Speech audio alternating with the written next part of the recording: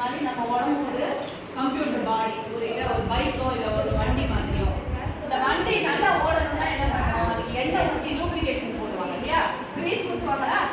நீங்கள் வண்டி ஓட்டும்போது கிரீஸ், மாட்டு வண்டி ஓட்டாக்க என்ன பண்ணுவீங்க? கிரீஸ் ஊற்றுவீங்களா?